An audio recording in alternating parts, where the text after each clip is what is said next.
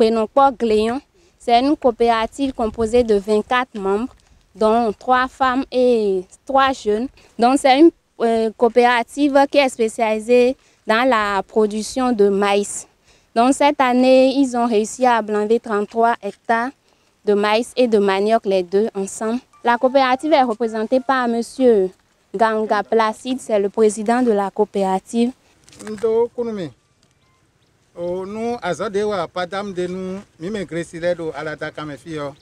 L'arrivée du projet PADAM dans la commune d'Alada est vraiment bénéfique pour eux, en ce sens qu'ils ont reçu des formations sur comment mettre le maïs, l'itinéraire technique du maïs, comment respecter l'itinéraire qu'on leur apprend. Donc, ils ont reçu aussi des formations sur comment conserver le maïs avec les feuilles de Nîmes. En gros, il y a ça, en gros, nous, au NPK, 11 700. Et voyez ça, à Tionumi. Mi bon, m'aider, mi c'est domino.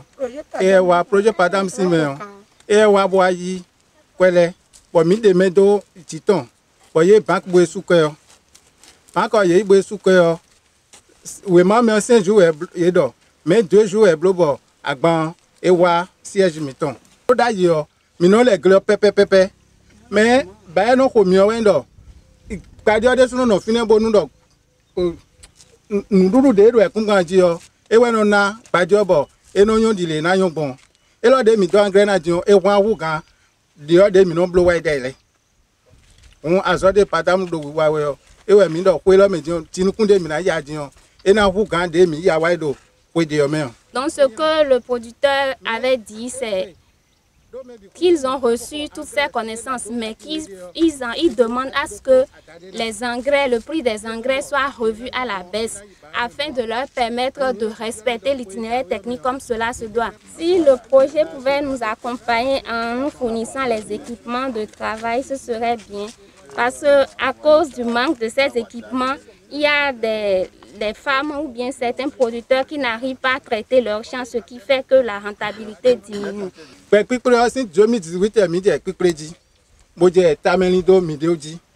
Mais 2020, ouais, au miwa, oui, ma miton wa ton.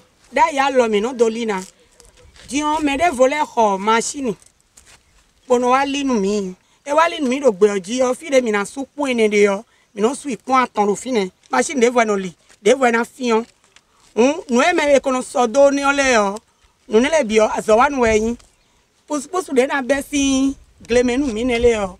Aso wa nu mo kewe. Ne le bi sese yin. Bonu feyan ho mi khodo egbediyan. Bo so gali yo.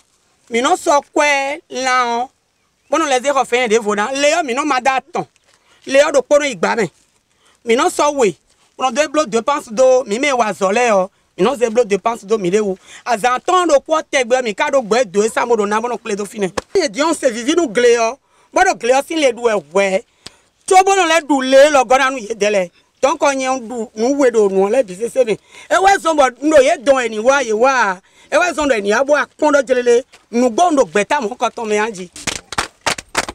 OK. Le PADAM vise la durabilité de l'intervention et a mis en place donc un fonds levier intrant, un fonds revolving qui va accompagner le dispositif, d'accord, pendant le projet et même après le projet, pour que les producteurs aient toujours les intrants de façon globale. Il vaut mieux s'habituer au prix du marché, d'accord, et être sûr que même sans intervention de projet, de programme, sans assistance, on est capable de continuer par produire et produire réellement. C'est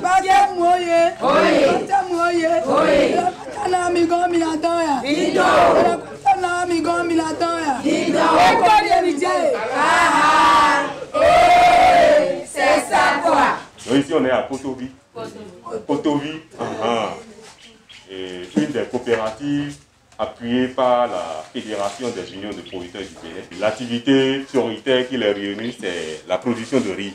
Mais Mori Kundoto et le à la Dakamero, Tokpa Kotoville, mais tout pas dans 2019. Ouais. C'est depuis 2019 qu'ils ont commencé par avoir à entendre les cours de PADAM. Mais c'est dès 2020 qu'ils ont véritablement reçu l'ACC FIPRO qui a commencé par les accompagner. Et ce qu'ils ont tiré de l'accompagnement, ils ont eu des outils. Ils ont eu des outils qu'ils remplissent maintenant pour leurs exploitations.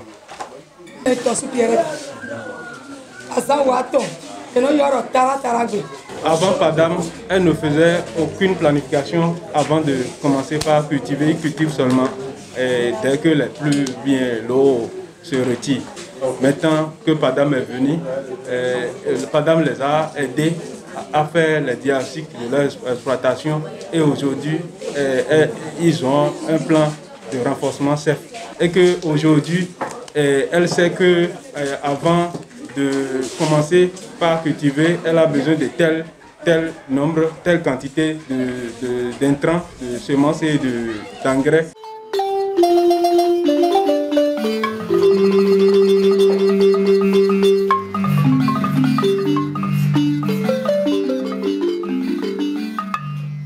Moi, on m'appelle Dissakor Antoine. Je suis le président de la coopérative Espérance. Et on a connu PADAM à l'aide de ATDA Puyobi. Et quand on a connu PADAM, PADAM nous a appuyé sur les techniques de production et nous a formé la gestion de sur la gestion de coopératives. Suivi, développement, vie associative, tout. PADAM nous a formés sur tous ces points. Maintenant, PADAM nous a aidé aussi à obtenir les intrants, comme semences et engrais. Les semences que PADAM nous a amenées, ça a bien germé. Ça a bien germé. Et puis, l'état de maïs, c'est un peu différent parce qu'avant, la technique qu'on utilisait, ce n'est pas ça qu'on a utilisé maintenant. C'est vrai, nous n'avons pas encore récolté pour voir le rendement, mais ça promet plus. Je vous remercie de ce que vous avez pu envoyer l'animatrice de PADAM pour venir nous renforcer dans tout ce que nous sommes en train de faire. Parce que par le passé, on ne trouve pas de bonne qualité de maïs, mais à son arrivée, elle nous a aidés à nous trouver des maïs améliorés et nous avons semé ça et ça a donné de bons fruits et nous sommes vraiment très contents. Elle nous a aussi aidé à trouver de l'engrais en son temps et si on commande, on transporte l'engrais jusqu'à ce que tu viennes accueillir ton engrais chez toi. Là, nous vous remercions pour ça aussi. Nous vous remercions aussi pour tout ce que vous êtes en train de faire, mais nous avons un souci parce que notre manière d'arroser, nous avons un système manuel que nous utilisons pour arroser. Mais si vous pouvez nous aider à avoir un bon système d'arrosage pour que nous puissions étendre ces systèmes d'arrosage, ça serait vraiment merveilleux. Nous avons un puits et c'est grâce à ces puits nous arrosons nos champs. Mais on arrose jusqu'à un certain niveau, l'eau tarit complètement et il faut attendre le lendemain avant de reprendre. Donc c'est ça qui a fait que le problème de l'eau est crucial pour moi et je l'ai soulevé en première position. Avec le nombre d'hectares que nous sommes en train de faire, ça nous fait réfléchir un peu parce qu'on ne sait pas où stocker tout ça là. Bon, ça c'est un souci pour nous. Donc pour le moment, nous sommes en train de réfléchir comment trouver un magasin de stockage pour pouvoir stocker tous les champs.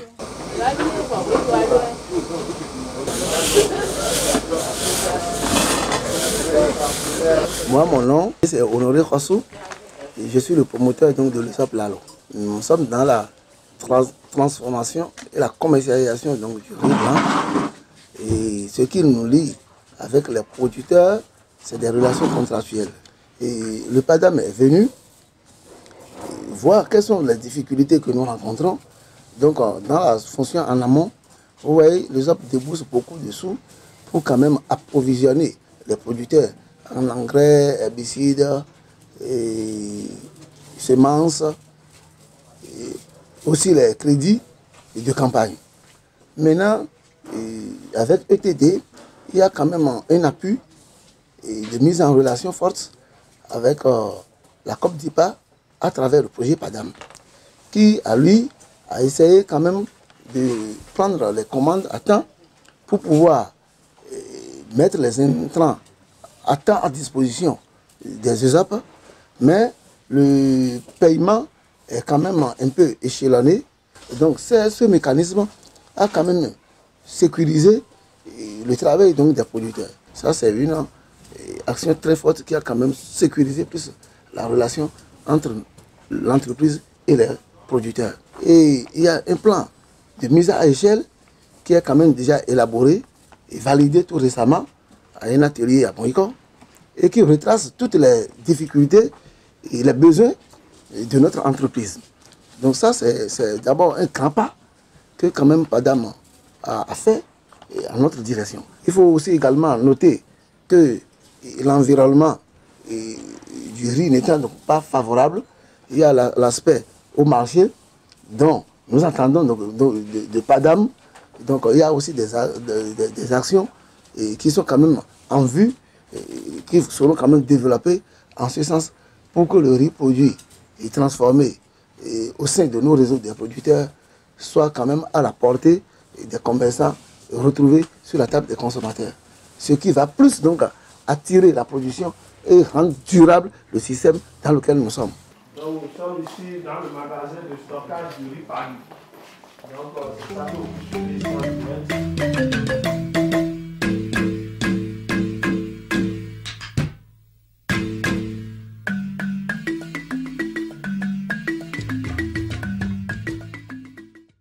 Nous sommes en train d'aller vers la triège.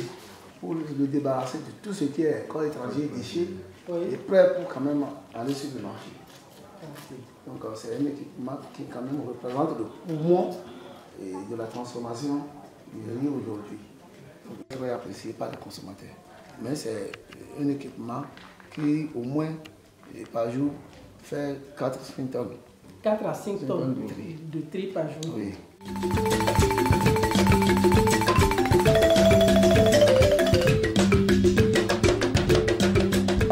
Nature Lalo, voilà. Produit au Bénin. Voilà. Et ça, c'est le cassé. C'est un emballage de 5 kg. Ça, c'est destiné pour le riz cassé. L'emballage de riz cassé, 5 kg également. Ça, c'est en jaune. En jaune. Voilà. Je remercie vraiment la mission PADAM qui, quand même, a prévu faire quand même une petite évaluation à mi-parcours du projet en direction de nous, les bénéficiaires. Et je pense que toutes nos attentes sont déjà exprimées et ce qui est fait jusque-là, c'est déjà dit. Et je demande que PADAM puisse quand même faire ses accompagnements tels qu'on l'a souhaité jusqu'à terme et aussi essayer d'accélérer un peu le processus par rapport à la mise en œuvre de son programme. Ici, dans la commune de Djidja, c'est le PADAM à l'état vraiment réduit. Et si je le dis ainsi, c'est parce que nous avons la chance d'expérimenter le paquet complet de l'initiative au sein de la commune qui part déjà depuis l'accompagnement à la production semencière, qui passe par le développement des parcelles, des exploitations et qui va jusqu'au marché. Toute autre initiative aussi de renforcement de capacités et d'accès aux innovations, on a pu tester le paquet complet à l'intérieur de la commune. Donc du coup, ce que vous voyez là, c'est le centre décentralisé au niveau de Djidja. C'est en même temps le siège de l'Union communale des producteurs de maïs. Aujourd'hui, nous pouvons dire que aussi bien au niveau de la cellule communale que des autres acteurs qui interviennent dans la commune, on a érigé une unité qui joue globalement le rôle de conseil agricole. Ici, nous avons 3 conseillers. Pour faciliter le travail au niveau de ces ressources humaines, on a dû construire du matériel imagé qui permet au producteur, même s'il est analphabète, de pouvoir suivre l'opération durant le cycle de sa production afin de réussir à documenter.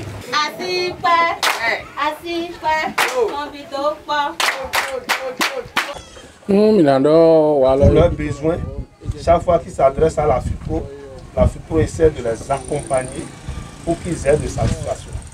Et que s'ils arrivent à bénéficier de l'appui de tel ou tel projet, c'est toujours par le biais de la FIPRO qui essaie, disons, de les orienter vers ces opportunités-là.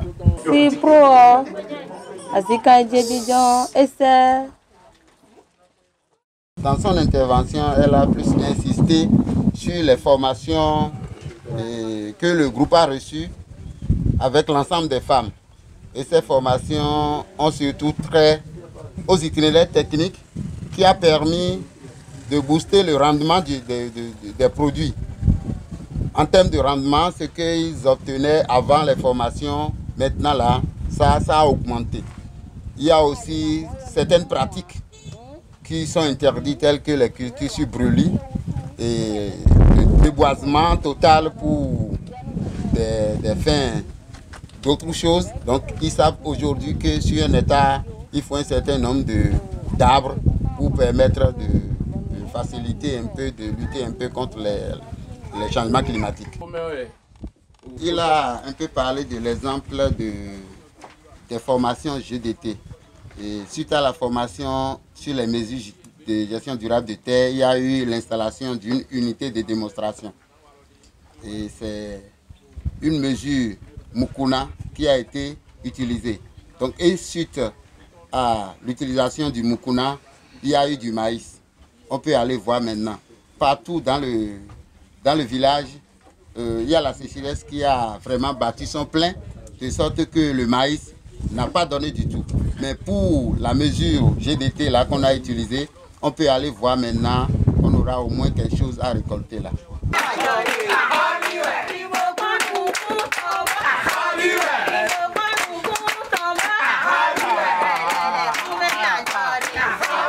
En fait, le maïs que nous voyons devant, c'est l'unité qui a abrité le Mukuna. Et c'est après Mukuna qu'on a semé du maïs. Et de ce côté, c'est le chat témoin. C'est la même pluie.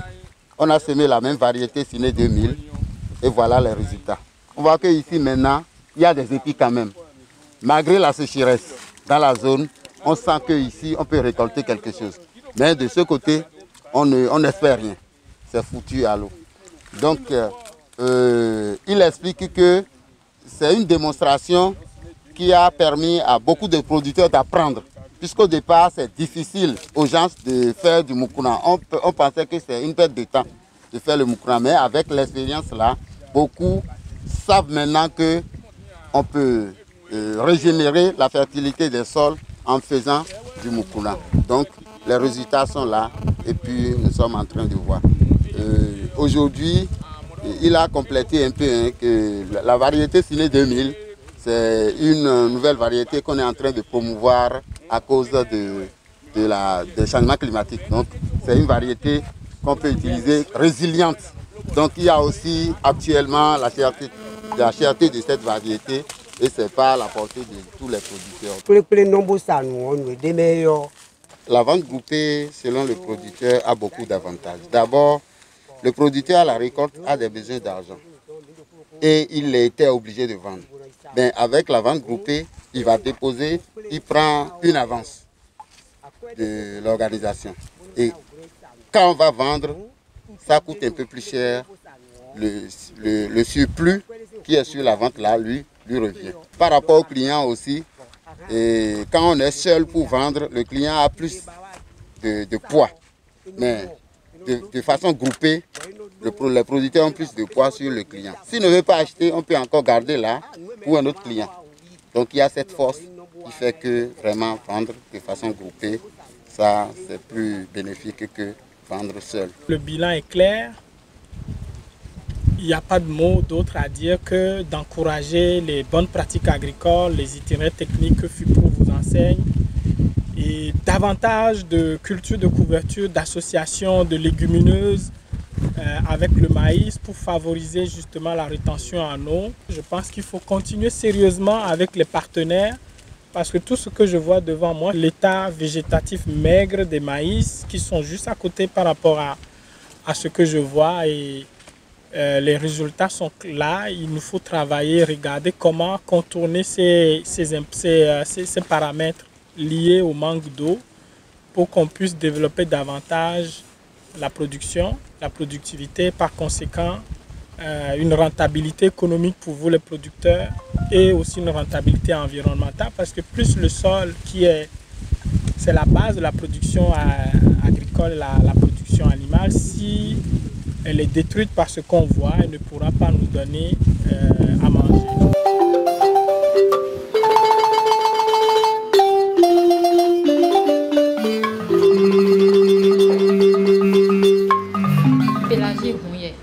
La promotrice de l'entreprise Sourion, qui a été créée en 2018 et formalisée la même année. J'ai reçu par le biais de PADAM et de Sens-Bénin une très grande qualité de formation. Par Sens-Bénin, j'ai obtenu des formations sur les notions de la segmentation du marché, la rentabilité d'une entreprise, les modules approvisionnement et autres. Grâce à Sens-Bénin, j'ai aussi découvert que nos sociétés présentent des problèmes et des inégalités auxquelles les ONG et les pouvoirs publics n'arrivent pas à trouver de solutions pérennes. C'est d'ailleurs ça qui m'a permis de créer une coopérative nommée Vision et Persévérance dans mon village pour que les producteurs puissent travailler ensemble, bénéficier de ce que moi je reçois au niveau de Sens-Bénin. Donc cette coopérative n'existait pas. C'est grâce à cette formation que j'ai mis sur pied et même formalisé, immatriculé cette coopérative. Ici, c'est Madame Akwanhode Rebecca Yemane, l'entreprise Yapi. L'entreprise a été créée en 2004 et enregistrée le 25 janvier 2016.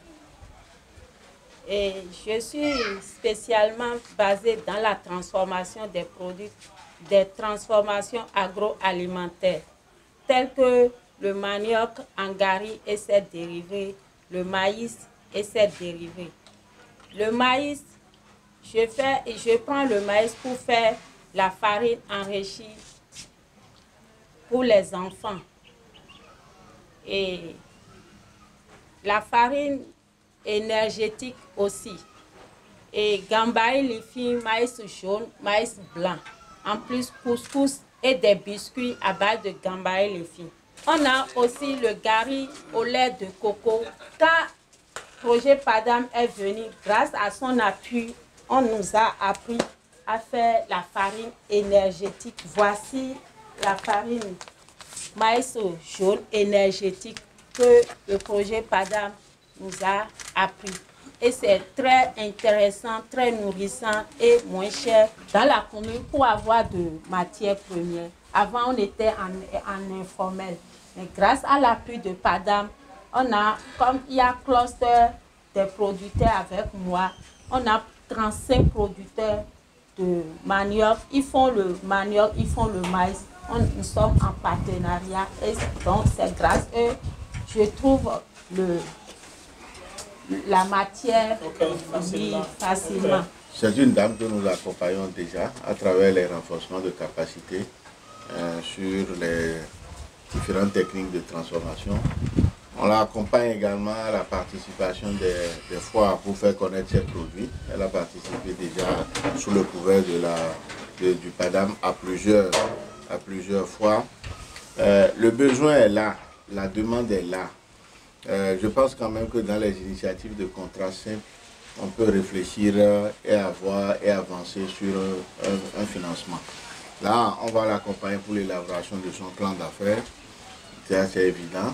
et l'accompagner également pour le financement de ce plan d'affaires-là. L'exhortation à laquelle moi j'allais demander, c'est de voir que c'est une entreprise.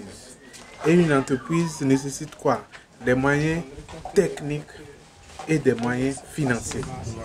Et les moyens techniques, c'est un complément de compétences techniques.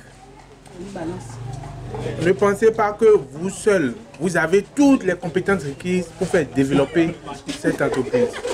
Pensez à comment mettre de la valeur ajoutée. Des gens qui ont des compétences qui peuvent vous aider, soit au niveau de la commercialisation, soit au niveau de la production, au niveau de la transformation. Des gens qui ont étudié, qui ont une compétence technique qui peuvent apporter de la valeur ajoutée. Parce que pour moi, c'est bon, on peut envoyer des ressources, mais ce n'est pas des ressources seulement quand le projet va finir, l'entreprise va disparaître. Mais pour pérenniser, même sans le projet, qu'on vous voit dans 5 ans, dans 10 ans, l'un des meilleurs entrepreneurs d'Ifrane. Le PADAM ne s'est pas trompé sur les cibles privilégiées du FIDA. On a vu que Madame Rebecca, c'est une dame. 2, elle est parmi un peu ce qu'on peut qualifier les populations les plus vulnérables. Cependant, il y a une dynamique, il y a un potentiel en elle. Et ça nous a fait chaud au cœur de voir que c'est de votre maison ici, dans ces structures, que sortent des beaux produits emballés. Ça, c'est vraiment à encourager.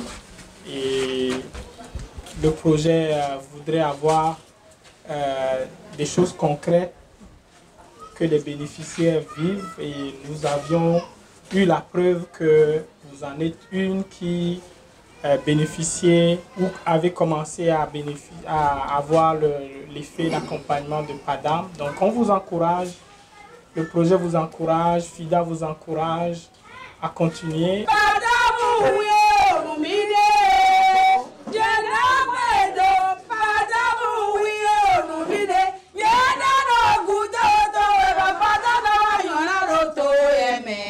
Keresina madon